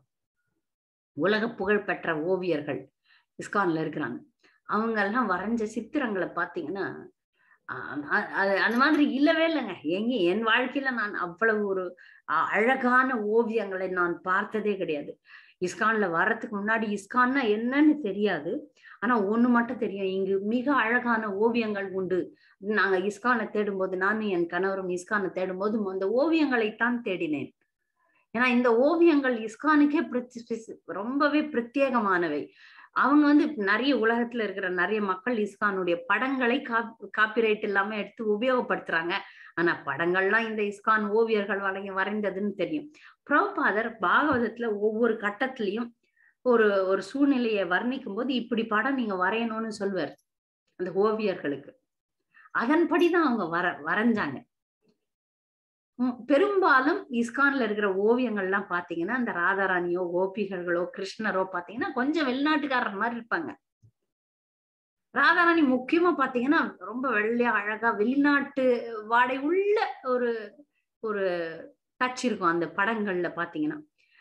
அதை விட முக்கியமா நீங்க அந்த ஜாதிராணி அப்படின்னு ஒரு ஓவியர், நரசிம்மர் இரண்யகசுவை வதம் செய்யும் அந்த ஒரு ஓவியம் இருக்கிறது. நீங்க பார்க்க நேரிட்டால் பாருங்கள். அந்த ஓவியம் மிக மிக அதிசயமானது, அபூர்வமானது. அதுல அந்த அம்மா வரைகிறா, அந்த இரண்யகசிபனுடைய அந்த மேல் துண்டு அது அப்படியே அந்த காற்றுல அலை பாயுது, அங்க ரத்தம் அப்படியே சிதறி கிடைக்கிறது. அது ஒவ்வொரு நுணுக்கமான ஒரு ஓவியங்க. அந்த மாதிரி உலகத்துல நீங்க எங்கேயுமே ஓவியம் பார்க்க முடியாது. இதற்கு காரணம் பிரபுபாதர் அந்த சிஷ்யர்களுக்கு அந்த சக்தியை கொடுக்குறாரு, அந்த அறிவை கொடுக்குறாரு, இப்படி வரையணும்ட்டு. அவங்களுக்கு வரைகிற திறமைய கிருஷ்ணர் கொடுத்துருக்கிறாரு, இல்லைன்னு சொல்லல. ஆனா அவர்களுக்கு வழிகாட்டுதல பிரபுபாதர் சொல்றாரு. அப்படிப்பட்ட ஒரு ஓவியர் ஒருத்தரை நான் ஸ்பெயின் நாட்டுல பார்த்திருக்கேன். பிரபுபாதருடைய சிஷ்யர். பிரபுபாதருக்கும் அவருக்கும் நடந்த ஒரு அந்யோன்யமான ஒரு விஷயத்தை எனக்கும் என் கணவருக்கும் அவர் பகிர்ந்து கொண்டார். ஏன்னா பிரபுபாதருடைய சிஷ்யர்களை போய் நான் பார்த்து உடனே, நீங்க பிரபுபாதரை பார்த்தீங்களா, பிரபுபாதர் உங்களுக்கு என்ன சொன்னாருன்றத கண்டிப்பா கேட்டுருவேன். ஏன்னா இனி பிரபுபாதருடைய சிஷ்யர்கள் நமக்கு கிடைப்பது மிகவும் அரிதாக விடுகிறது. ஏன்னா பிரபுபாதருடைய சிஷ்யர்கள் ஒருவத்தரா போய் கொண்டிருக்கிறார்கள். அப்ப நான் அந்த ஸ்பெயின்ல பார்த்த அந்த ஓவியரை நான் சொன்னேன். அவர் சொன்னார், பிரபுபாதர் வந்து எப்படி அவர்களை வரையறதுக்கு, எப்படி ஓவியம் செய்யறதுக்கு வந்து நிறைய வழிகாட்டுதல கொடுத்திருக்கிறார். ஆரம்ப கட்டத்துல வந்து ஒரு முறை பிரபுபாதர் சிஷ்யர்கள் கிட்ட ரொம்ப கடுமையா இருப்பார். தப்புன்னா தப்புன்னு நேரடியா சொல்லுவார். அப்படி ஒரு முறை கடுமையாக பிரபுபாதர் சொன்னப்ப இந்த ஓவியர் பிரபு, நான் இந்த இயக்கத்திலே இருக்க மாட்டேன், நான் போறேன் அப்படின்னு சொல்லிட்டு அந்த கோயில் நிர்வாகிகிட்ட சொல்லிட்டு இவர் போலான்னு போனப்ப அந்த கோயில் நிர்வாகி பிரபுபாதர்கிட்ட சொல்லிட்டாராம், இந்த புது பக்தன் நீங்க திட்டினது கோச்சிக்கிட்டாரு அப்படின்னு சொன்னோடனே பிரபுபாதர் வந்து எனக்கு தண்ணி கொண்டார சொல்லுங்க அந்த செஷனை அப்படின்னு சொல்லுவாராம். இவர் தண்ணி எடுத்துன்னு போனப்ப அந்த தண்ணி சொம்பு இப்படி எடுத்துன்னு போறார். இவர் கை அப்படி மேல இருக்கு, பிரபுபாதர் கையை அப்படி மேல வச்சு பிடிச்சி, நீ என்னை விட்டு போனோன்னு பாக்குறியா அப்படின்னு சொல்லிட்டு அன்பா 2 வார்த்தை பேசுறாராம். அதுக்கப்புறம் அவருடைய கண்ணை மீறி நான் வந்து இயக்கத்தை விட்டு போனோன்ற எண்ணையே நான் விட்டுட்டேன். உன்னுடைய நல்லதுக்கு தானேப்பா நான் சொன்னேன். ஏன்னா அங்க வந்து ஃபேன் ஓடின்னு இருந்துச்சான். ஃபேன் இவர் போடல, இவர் நிறுத்தவும் இல்லை. ஏன் இந்த இடத்துல வீணாக நம்ம நிறைய நேரத்துல அப்படித்தானே பண்றோம், லைட்டு போட்டுருவோம், ஃபேனு போட்டுருவோம். இதெல்லாம் கிருஷ்ணருடைய சொத்து. இதை அனாவசியமாக நாம செலவு பண்ணக்கூடாதுன்றது நம்முடைய கருத்துல கொள்ள வேண்டும். அதற்கு தான் நான் உனக்கு சொன்னேன், நீ அதை தப்பா எடுத்துக்கிட்டியா அப்படின்னு சொல்லும் போது அந்த ஓவியர் அன்னில இருந்து இன்ன வரைக்கும் சிறப்பான பக்தரா இருக்கிறார். சோ பிரபுபாதர் என்னிடம் அவ்வளவு பர்சனலா இருந்திருக்கிறார்.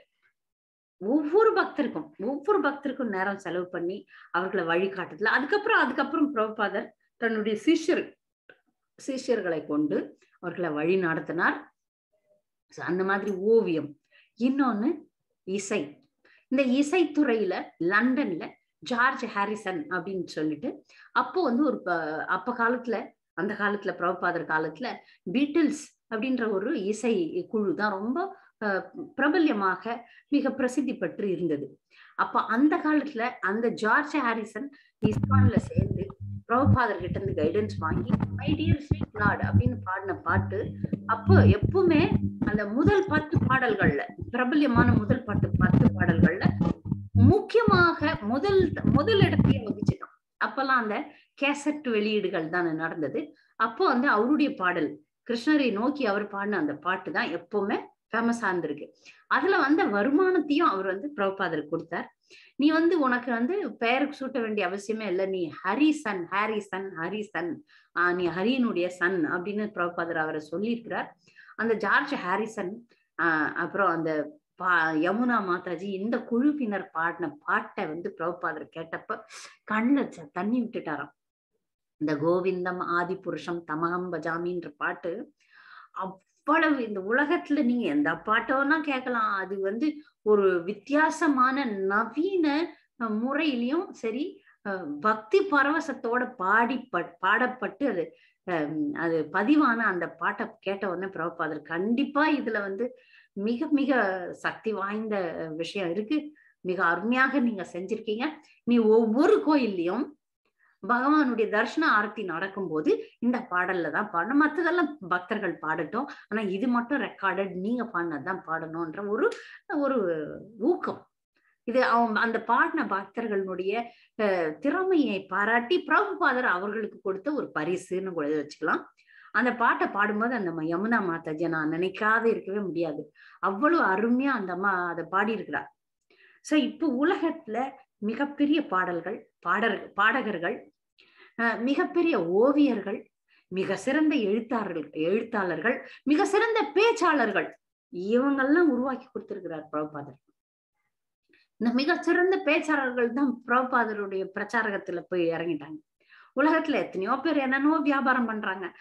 இந்த கிருஷ்ண பக்தி புத்தகத்தை விநியோகம் செய்வதில்லை. நம்முடைய பக்தர்கள் காட்டும் உத்திகளை நீங்க பாத்தீங்கன்னா சரி, ஆஹா பாராட்டலாம். அவ்வளவு பாராட்டுதல்கள் கூடிய புத்தக விநியோகம் செய்யக்கூடிய அந்த போர் வீரர்களுக்கு பிரபுபாதர் உருவாக்குனார். எங்கெங்க புத்தக விநியோகம் தான் பிரபுபாதருடைய உயிர் மூச்சாக இருந்திருக்கிறது.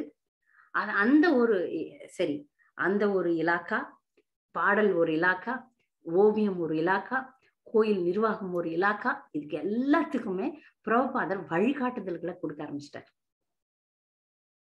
எங்கெங்க எப்படி விக்கிரக வழிபாடு பண்ணணும், எந்தெந்த பக்தர்கள் ஒரு கோயில்ல ஆண்கள் எப்படி இருக்கணும், பெண்கள் எப்படி இருக்கணும், ஆராதனை எப்படி நடக்கணும், சுத்தம். இன்னைக்கு கூட பாருங்க எந்த ஒரு இஸ்கான் கோயிலையும் சுத்தத்துக்கு மிக மிக முக்கியத்துவம் தரப்படுகிறது. கோயில் சமையல் அறையாகட்ட இருக்கட்டும், அது கோயிலினுடைய முக்கியமான அந்த ஹாலா இருக்கட்டும், எங்கனாலும் சரி தினமும் பக்தர்கள் அதை பெருக்கி கழுவி தொடச்சி மிக மிக சுத்தமாக இருக்க வேண்டும். சில பேர் வந்து நிறைய கோயில் இருக்கும் இடங்களுக்கெல்லாம் போயிட்டு வந்து சாதாரண மக்களை நான் சந்திச்சிருக்கேன். அதுல சில பேர் சொல்லுவாங்க, நாங்க வந்து பிருந்தாவனத்துல நிறைய கோயில்களுக்கு போவோம், ஆனா இஸ்கான் மட்டும் தான் சுத்தமா இருக்கும். இங்க மட்டும் இல்ல, உலகம் எங்கிலும் மிக மிக சுத்தமா இருக்கணும்ன்ற ஒரு கொள்கையை பிரபுபாதர் கொடுத்திருக்கிறார். பெண்கள் எப்படி இருக்கணும், குடும்பத்துல எப்படி இருக்கணும், எப்படி குடும்பத்துல இருக்கணும், எப்படி புத்தக விநியோகம் பண்ணணும், எப்படி பாடணும், எப்படி விக்கிரகத்துக்கு ஆராதனை பண்ணணும், புத்தகங்களை எப்படி எழுதணும். தான் மட்டும் இல்ல, அவர் 80 புத்தகம் எழுதி வச்சுட்டு போனார். ஆனா சிஷ்யர்களுக்கு சொன்னது, எப்பெல்லாம் நீங்க எதெல்லாம் மொழிபெயர்க்க முடியுமோ அனைத்து சாஸ்திரங்களையும், உபனிஷத்துகளையும், வேதங்களையும், ராமாயணம், மகாபாரதம் எல்லாத்தையுமே மொழிபெயர்க்க வேண்டும். எல்லா மொழியிலும் மொழிபெயர்த்து விநியோகம் செய்ய வேண்டும். இலக்கியத்தை வந்து எப்போதும் பெருக்கிக் கொண்டே இருக்க வேண்டும். மக்களுக்கு வந்து அறிவை கொடுக்க வேண்டும். ஞானத்தை பக்திக்கான அறிவை கொடுக்க வேண்டும் அப்படின்றத அடிப்படை விஷயத்தை அவர் திரும்ப திரும்ப திரும்ப திரும்ப சொல்லிக் கொண்டே இருந்தார். சொல்லி பக்தர்களை வந்து ஊக்கம் எடுத்து கொண்டே இருந்தார். அப்படி இருக்கச்ச இப்படி எல்லாம் செய்து பிரபுபாதர் உலகம் எங்கிலும் 12 முறை வலம் வந்தார். இவ்வளவு கஷ்டப்பட்டு போனார் அமெரிக்காவுக்கு. பகவானுடைய கருணை, குரு பரம்பரையினுடைய கருணை பிரபுபாதருக்கு பரிபூர்ணமாக இருந்தது. அவருடைய உடல் உபாதைகள்லாம் அவர் பொருட்படுத்தவே இல்லை. எப்பவுமே ஆயுர்வேதம் தான் அவர் பயன்படுத்தினார். இயற்கை வைத்தியம் பண்ணிட்டார். அவர் சில முக்கியமான ஆரோக்கியத்தை எப்படி நல்லா வச்சுக்கணும்ன்றதுலயும் அவர் வந்து வழிகாட்டுதல்களை பக்தர் தொண்டர்களுக்கு சிஷ்யர்களுக்கு செஞ்சார். ஆனாலும் அதையும் மீறி அவரை கிருஷ்ணர் வந்து இந்த காலகட்டத்துல எடுத்துக்கணும்ன்ற ஒரு திட்டம் கிருஷ்ணர் போட்டுட்டார்.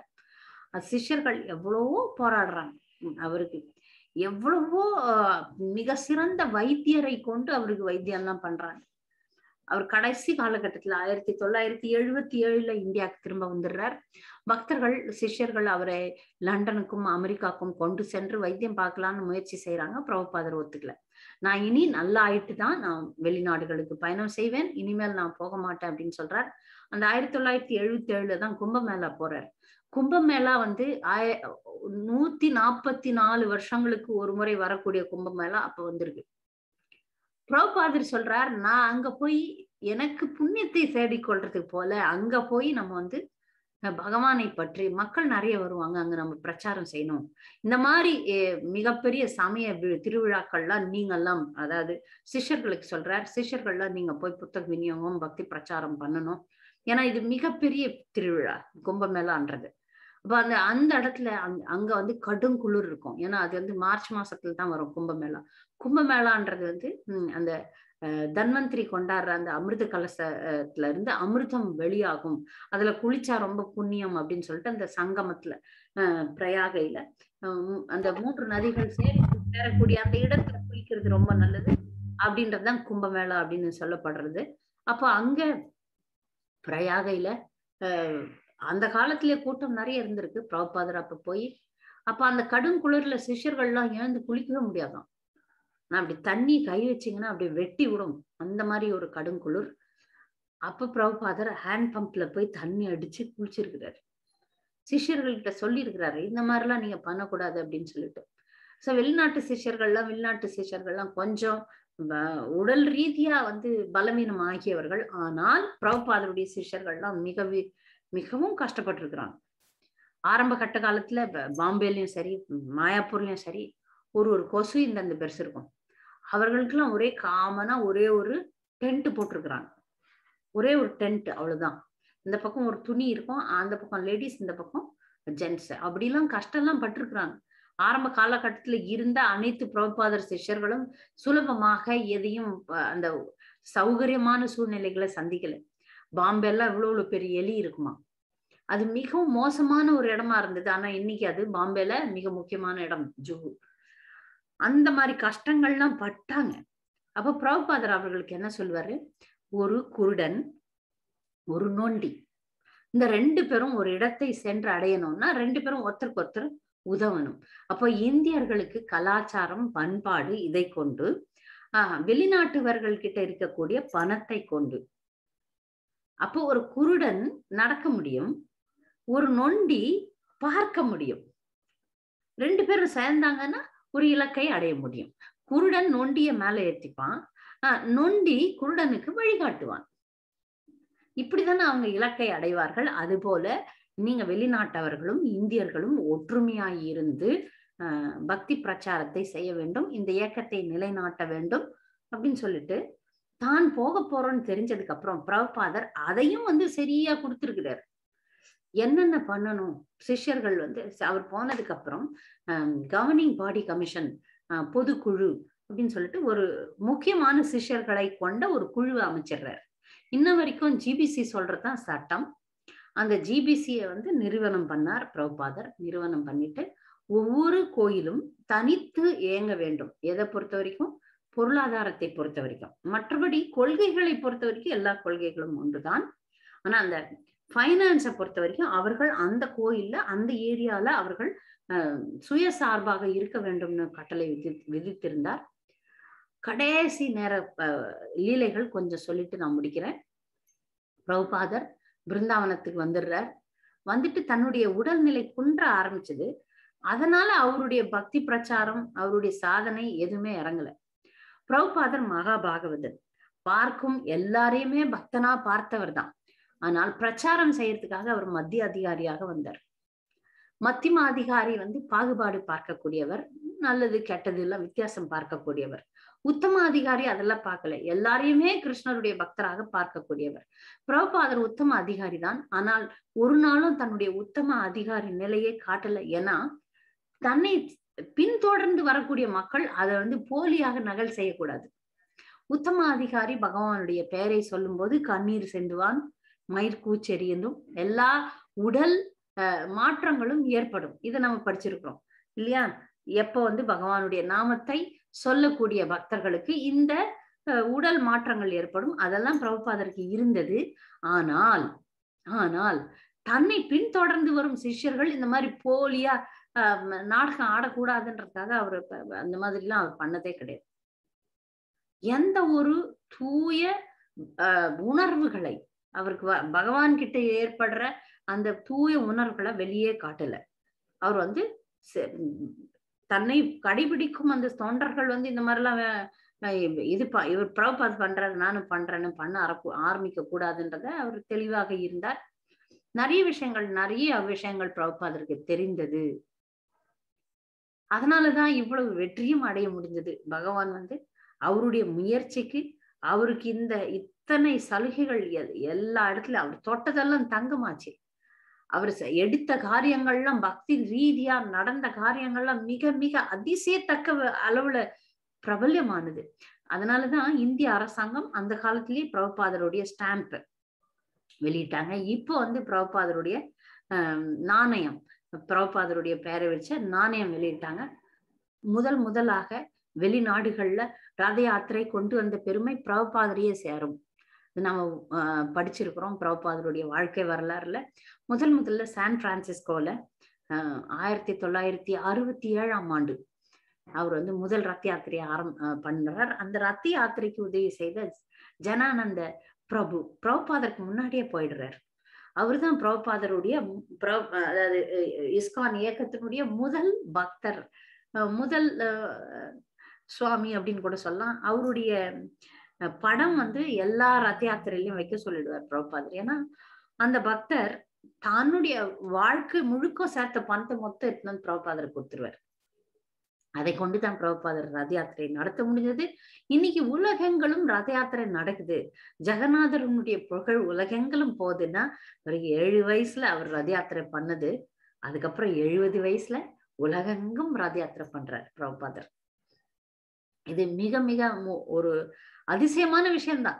ஏன்னா யாராலையும் சாமானியமானவர்களால இந்த மாதிரி விஷயங்கள்லாம் செய்ய முடியாது. அவர் பகவானுடைய கருணைய முழுக்க பெற்றவர். அதனாலதான் பிரபுபாதருடைய பொருளுரை எல்லாம் படிச்சோம்னா எப்படி இவர் மேற்கோள் காட்டுறாருன்றது நமக்கு அதிசயமா இருக்கும்.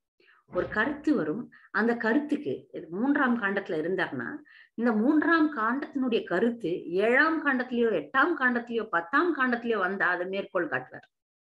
பிரபுபாதர் சொல்வார், நான் எழுதும் போது கிருஷ்ணர் உள்ள இருந்து சொல்றார், அப்படித்தான் எழுதுறேன் நான் அப்படின்னு சொல்வார். அது உண்மைதான். ஏன்னா அது சாதாரண மனிதனுக்கு இது சாத்தியம் இல்லை. பிரபுபாதருக்கு அத்தனை அறிவை கிருஷ்ணர் கொடுக்கிறார், அத்தனை அறிவை சாத்தியமாக்குறார். உடல்ல ஒண்ணுமே கிடையாது. கடைசி மூச்சு வரைக்கும் பாகவதத்திற்கு பொருளுரை சொன்னார் பிரபுபாதர். டிக்டேட் பண்ணிட்டே இருந்தார். அதுக்கப்புறம் எழுத முடியல, அவரால் எழுத முடியவில்லை. அதனால அந்த டிக்டோபோன்ல அவர் பேசிக்கிட்டே இருந்தார், பொருளுரையை பேசிக்கிட்டே இருந்தார். 10ஆம் காண்டம் வரைக்கும் தான் பிரபுபாதர் வந்தார். அதுக்கப்புறம் அவருடைய சமஸ்கிருத அறிவாளிகள் இருந்தாங்க. அதுல கோபி பரணதன பிரபுவும் இருதயானந்த சுவாமி அப்படின்னு சொல்லிட்டு 2 பேரும் தான் 11-12 எழுதினாங்க. 10ஆம் காண்டம் கூட பாதி வரைக்கும் தான் பிரபுபாதர் வந்தார். அதுக்கப்புறம் அவங்க எழுதி முடித்தார்கள். இது ஆன்மீக வரலாற்றுல மிகப்பெரிய சாதனைன்னு தான் சொல்ல முடியும். இல்லைன்னா சாமானியமான நமக்கு பாகவதம்லாம் அவ்வளவு எளிமையா எப்படி படிக்க முடியும்?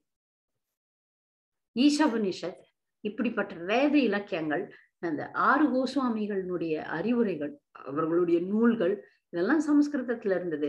எல்லாத்தையும் பிரபுபாதர் ஆங்கிலத்துல மொழிபெயர்த்தார். அதை கடைசி மூச்சு வரைக்கும் மொழிபெயர்த்து கொண்டிருந்தார். அதுல எந்த ஒரு மாற்றமும் இல்லை. ஒரு ஆச்சாரியன் அவதரித்த நாள் மங்களகரமான நாள், மறைந்த நாள் மங்களகரமான நாள். இது கார்த்திகை மாசம், தாமோதர மாசம், அதுவும் பிருந்தாவனத்துல மிக மிக மங்களமான ஒரு சூழ்நிலையில அவர் பிரிஞ்சதை அவங்க சிஷ்யர்கள்லாம் டைரியில எழுதுறாங்க. பிரபுபாதர் முழுக்க முழுக்க கிருஷ்ண உணர்வுல இருந்தார். எந்த ஒரு சலனமோ எந்த ஒரு பயமோ இல்லாமல். அதுதான் பாகவதனுடைய வெளிப்பாடு. 1977ஆம் ஆண்டு நவம்பர் மாசம் 14ஆம் நாள் 14ஆம் தேதி 7:30 மணி சாயங்காலம் 7:30 மணிக்கு அவர் மிக அமைதியான முறையில் பக்தர்கள் எல்லாம் ஹரே கிருஷ்ணா பாடுறாங்க. அவரு ஒரு 5-10 நிமிஷம் வரைக்கும் கூட பாகவதத்துக்கு பொருளுரை எழுதுறாரு, எல்லாம் சொல்றார். அப்புறம் அமைதியான முறையில போறார். போறதுக்கு ஒரு மாசம் முன்னாடி அவருடைய குரு சகோதரர்கள்லாம் பார்க்க வராங்க. அவர்கள் கிட்ட எல்லாம் இதுதான் மகாபாகவதனுடைய நிலைன்ட்டு சிஷ்யர்கள் எழுதுறாங்க. அவர்கள் அனைவரிடமும் பிரபுபாதர் மன்னிப்பு கேட்கிறார். தான் தவறு செய்யல. அவர் எந்த தவறு செஞ்சார்? பிரபுபாதர் என்ன தவறு செய்தார்? கிருஷ்ண பக்தியை பரப்பினார். ஆனாலும் என் குரு சகோதரர்கள் மனசுல எதுவும் வைக்க கூடாது. என்னுடைய சிஷ்யர்களை நீங்க பாத்துக்குங்க, என்னுடைய குழந்தைகளை நீங்க வழி நடத்துங்க அப்படின்னு சொல்லிட்டு ஒவ்வொருத்தர்கிட்டையும் அவர் உருகி மன்னிப்பு கேட்கிறார் பிரபுபாதர்.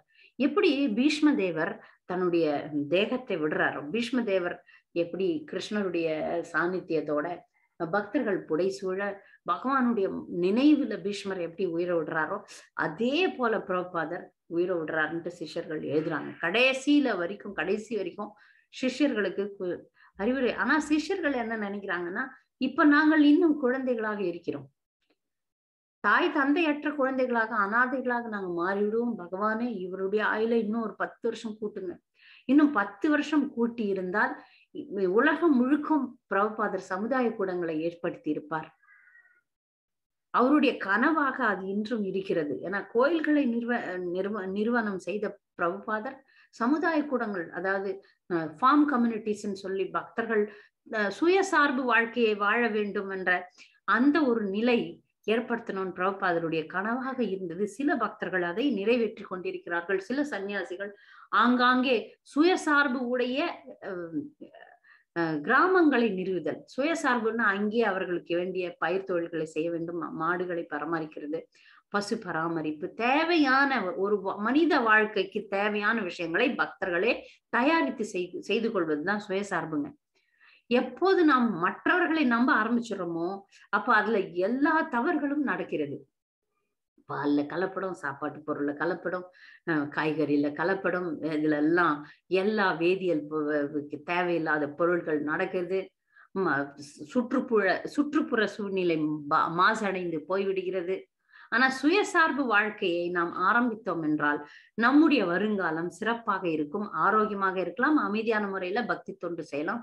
எந்த ஒரு செயற்கையான விஷயங்களை நம்ம கையாளாமல் இயற்கையாக வாழ வேண்டும்ன்றது பிரபுபாதருடைய கனவாக இருந்தது.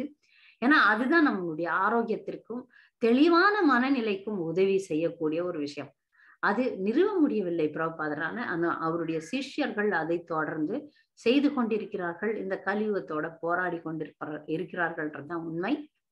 பிரபுபாதர் நமக்கு கொடுத்த அறிவுரைகளையும் நம்மள ஒருத்தராது, பிரபுபாதர் சொல்றாரு, ஒரே ஒருத்தர் திரும்பி ஆன்மீக உலகத்துக்கு போனா கூட என்னுடைய வெற்றியாக நான் கருதுவேன்னு பிரபுபாதர் சொல்லியிருக்கிறார். ஆனா நம்மள பொறுத்தர்ல பிரபுபாதர் நிறைய பேர் 1000 லட்சக்கணக்கான பக்தர்களை அனுப்பி இருக்கிறார், ஆன்மீக உலகத்திற்கு அனுப்பி கொண்டு இருக்கிறார்.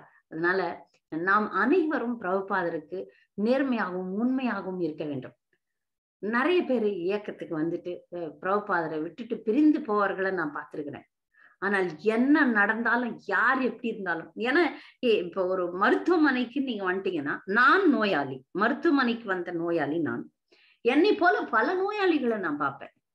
அப்ப அவர்கள் நோயை பார்த்து இவங்களுக்கு இந்த நோய் இருக்கே, அவங்களுக்கு அந்த நோய் இருக்குதே அப்படின்னு பார்த்து என் நோயை அதிகரிக்க கூடாது.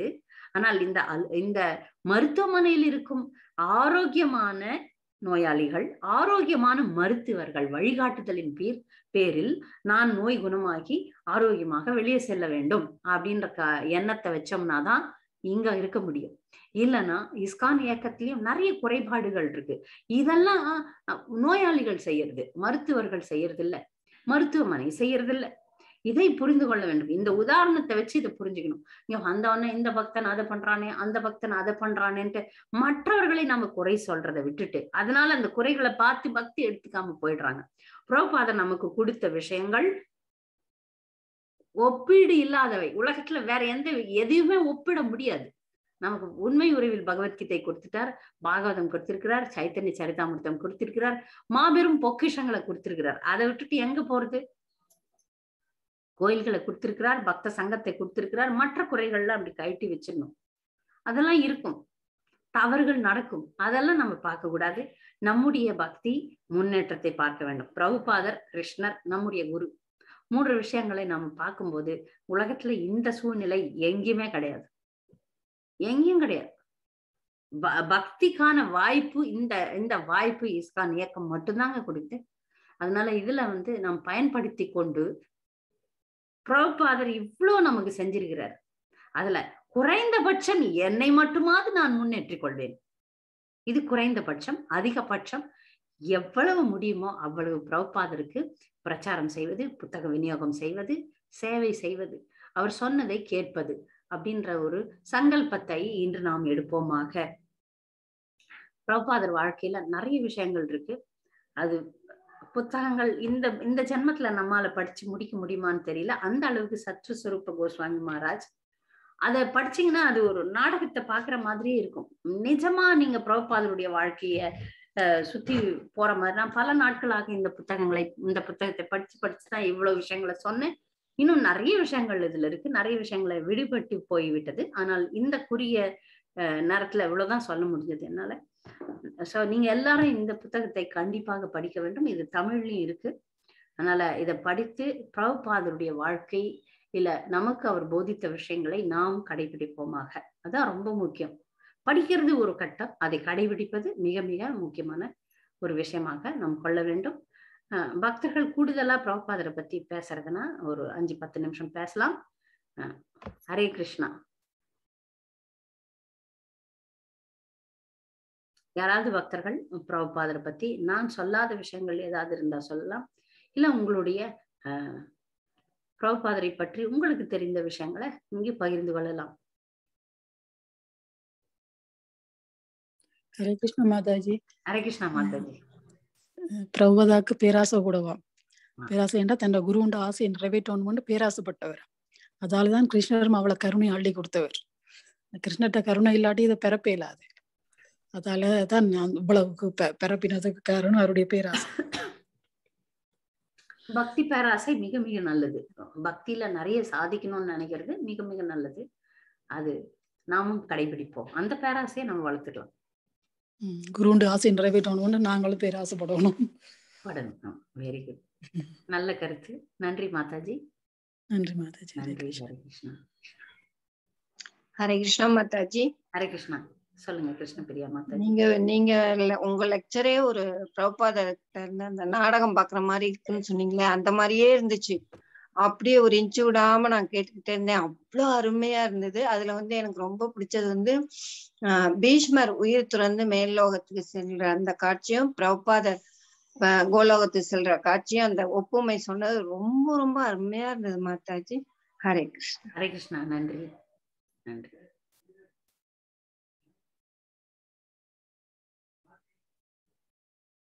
ஹரே கிருஷ்ணா மாதாஜி. ஹரே கிருஷ்ணா. நான் மெசேஜே பார்க்காம லேட்டா பார்த்து இப்பதான் கடைசியா கேட்டேன். அவங்க சொன்ன மாதிரி ரொம்ப அற்புதம். ஏன்னா பிரபுபாதா பத்தி எப்போ கேட்டா கூட அந்த இது வரும். இப்படிப்பட்ட ஒரு நம்ம கேட்கறதுக்கு இவ்வளவு அதிர்ஷ்டம் பண்ணிருக்கோம் பிரபுபாதா பத்தி. பிரபுபாதா இல்ல, அவர் கொண்டு வந்து இந்த மாதிரி சொல்லல எல்லாருக்குன்னா வந்திருக்கவே முடியாது. ஏதோ ஒரு மூலையில எங்கேயோ எப்படியோ போயிருப்போம், இருப்போமான்னு கூட தெரியாது. அந்த அளவுக்கு எதுவுமே தெரியாத ஒரு முட்டாளா இருந்திருப்போம். அவரோட கருணையினால இன்னைக்கு இவ்வளவு தூரம் தெளிவா பகவானை பத்தி பக்தர்களை பத்தி உண்மைங்கிறது இருக்கு. இங்க எல்லாம் நம்ம எல்லாருக்கும் சொல்லலாம், எல்லாம் பண்ணலாம். அந்த தைரியம் கொடுத்து அவரோட வாழ்க்கை வரலாறு நான் சோர்ந்து போகும்போது, எனக்கு கவலை வரும்போதெல்லாம் நான் அவரோட இதை படிப்பேன். அவரே இவ்வளவு பெரிய மகானே இவ்வளவு கஷ்டப்பட்டிருக்காரு. நம்ம எல்லாம் என்ன தூசு, இன்னும் நல்லா செய்யணும், நல்லா பண்ணணும், அவரோட கருணை வேணும் அப்படிங்கறதுதான் மாதாஜி தோணும். அவர் எனக்கு பட்ட ரொம்ப சொல்ல கஷ்டம் நமக்கு தெரியல. கிடையவே கிடையாது. அவர் பட்ட கஷ்டம், ஏன்னா கஷ்டம் அவர் மட்டும் தான் பட்டுட்டார். நமக்கு அவர் சுகத்தை தான் ஏற்படுத்திட்டார். இனி நம்ம கோயிலை நிர்வகிக்கிறதுக்கோ இல்ல ஒரு உருவாக்குறதுக்கோ எதுக்குமே இல்லை. எல்லாத்தையும் அவர் பண்ணிட்டு தானே போயிட்டார். எல்லா அடிப்படை விஷயங்களும் நான் பண்ணிட்டார். நம்ம தொடர்ந்து இப்ப நம்ம இப்போ சாப்பாடு ஒரு உதாரணம் சொல்லலாம். இப்போ நம்ம ஒரு சாப்பாடு சாப்பிடணும்னா அதுக்கு போய் பணம் சம்பாதிக்கணும், அந்த பொருளை வாங்கணும், சமைக்கணும், அதை நைவேத்தியம் பண்ணணும், அப்புறம் சாப்பிடணும். நம்மளுக்கு நைவேத்தியம் பண்ணி பிரசாதத்தையே கொடுத்துட்டார் பிரபுபாதர். சாப்பிடுறது மட்டும்தான் நம்ம வேலை. எல்லாத்தையும் கொடுத்துட்டார் பிரபுபாதர் இல்லையா? சொல்லுங்க விஸ்வம் பிரபு. ஹரே கிருஷ்ண மாதாஜி. மாதாஜி, நான் இது இவருடைய பிரபுபாத புக் வாங்கணும் மாதாஜி. நான் சென்னையில 2010 இருக்கும்போது ஏகப்பட்ட பகவத்கீதை படிச்சிருக்கேன். சின்ன ஈசோபனிஷன் புக்கு ட்ரெயின்ல வாசிச்சேன். நம்ம பிரபுபாத டிபோட்டி கொடுத்ததை உடனே பின்னாடி திருப்பது பிரபுபாத போட்டோ நேரம் ஈசிஆர் ரோட்ல போய் பிரபுபாத புக் ஹிஸ்டரி படிச்சேன். பார்க்க கண்ணில் தண்ணி படிக்க இப்ப நீங்க சொல்ல அதுக்கு எவ்வளவு கஷ்டப்பட்டிருக்கான்னு தெரியுது மாதாஜி. நம்ம எல்லாம் உண்மையிலே இவரெல்லாம் இல்லைன்னு வச்சுக்கலாம், ஆன்மீகத்துல இருந்து அனாதியா இருந்திருப்போம் நம்ம எல்லாருமே. இவர் அந்த அளவுக்கு ஒரு பெரிய ஒரு கிருஷ்ணாவோட அவதாரம்னு சொல்லலாம். அந்த அளவு செஞ்சிருக்காரு. நிறைய பேர் யோசிச்சு அதையும் தெளிவா சொன்னாரு. என்ன கடவுளா நினைக்க கூடாது, நீங்க நான் சக்தி ஊட்டப்பட்டவர் அப்படின்னு சொல்றாரு. ஆனா இதெல்லாம் இல்லாம போது இவர் எப்படி இந்த மாதிரி இயக்கம் வந்ததுன்னா பக்தி கொடுக்கிறாரு. எல்லா பக்கம் வேற பொருள் உதவியோ இல்ல மொண்டிக்கு அந்த மாதிரி அனாதிக்கு ஆதரவு பண்றாங்க. இவர் பக்தி கொடுக்குற மனசுல அது உண்மையிலேயே பிரமிப்பான ஒரு விஷயம். பக்தி இவர் கொடுக்கல வச்சுங்களேன், உண்மையிலேயே பெரிய விஷயமா இருந்துச்சு. பிரபுபாத நினைச்சு உண்மையிலேயே எங்களுக்கு எல்லாம் ஒரு உத்வேகம் வரும். இப்படி கஷ்டப்பட்டா பரவாயில்ல, இன்னும் முன்னேறணும் வாழ்க்கையில் 69 வயசுக்கு அப்புறம் இவ்வளவு போய் பண்ணிக்கிறாருன்னு வச்சுங்களேன். அதெல்லாம் ஒரு சக்தி தான், உண்மையிலேயே பெரிய விஷயம். நன்றி ஹரே கிருஷ்ணா. இதுல எல்லா பக்தர்களும் உணர்றதுதான். தவத்திரு ஜெயபதாக சுவாமி அவர்கள் ஒரு பாட்டு எழுதியிருக்கிறார். பிரபுபாத் இல்லைன்னா நம்ம வாழ்க்கை என்ன ஆயிருக்கும் அப்படின்னு சொல்லிட்டு. அது ரொம்ப அருமையான ஒரு பாடல். எதி பிரபுபாத் நான் ஹோய்த்தோன்னு சொல்லிட்டு நாம என்ன ஆயிருப்போம் அப்படின்னு சொல்லிட்டு ஒரு அருமையான கவிதையை அவர் எழுதி அதை பாடலா நிறைய பக்தர்கள் பாடுறாங்க. அதையும் நம்ம பாடணும். ஏன்னா பிரபுபாதருடைய கருணை தான் இன்னைக்கு நம்ம பக்திய செய்யறோம். வேற யாரோ பக்தர்கள் பேச வந்தாங்க.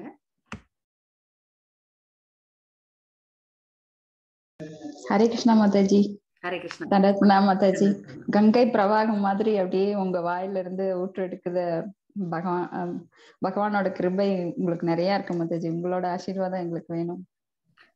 நான் ஆசீர்வாதம் கொடுக்கறதுக்குலாம் எனக்கு தகுதி இல்லை. பிரபுபாதர் குரு பரம்பரையினுடைய கருணை தான் எல்லாருக்கும் கிடைக்கும், உங்களுக்கும் கிடைக்கும். நீங்களும் எல்லாரும் எந்த துறையில நீங்க சிறப்பா இருக்கிறீங்களோ அதை கொண்டு பிரபுபாதருக்கு சேவை செய்யுங்க. சில பக்தர்கள் நன்றாக சமைக்கலாம், சில பக்தர்கள் நன்றாக பாடலாம், சில பக்தர்கள் நன்றாக புத்தக விநியோகம் செய்யலாம். திறமை இல்லாத மனிதர்களில் திறமையாக நான் இருக்கிறேன்னு கிருஷ்ணர் சொல்றார். அந்த மாதிரி நம்ம எல்லாருக்கும் ஏதோ ஒரு திறமையை பகவான் கொடுத்திருக்கிறார். அந்த திறமையை கண்டறிந்து அதை பயன்படுத்தி கொள்ளுங்கள். பயன்பாடு, யூட்டிலிட்டி இஸ் த பிரின்சிபல் இல்லையா?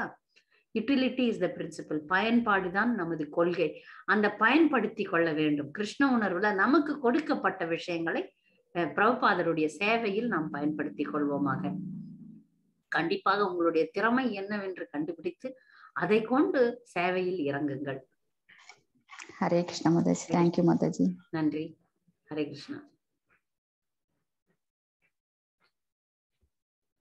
அடுத்த வாரத்துல இருந்து நம்ம பகவத்கீதை மீண்டும் படிக்க ஆரம்பிச்சிடலாம்.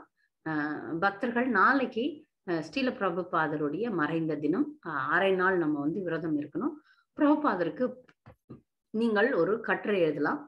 பிரபுபாதரை புகழ்ந்து, தூய பக்தரை, கிருஷ்ணரை எப்படி புகழறோமோ அது மாதிரி தூய பக்தரை நாம் புகழ வேண்டும். அப்படி புகழும்போது நாம் புனிதம் அடைகிறோம்.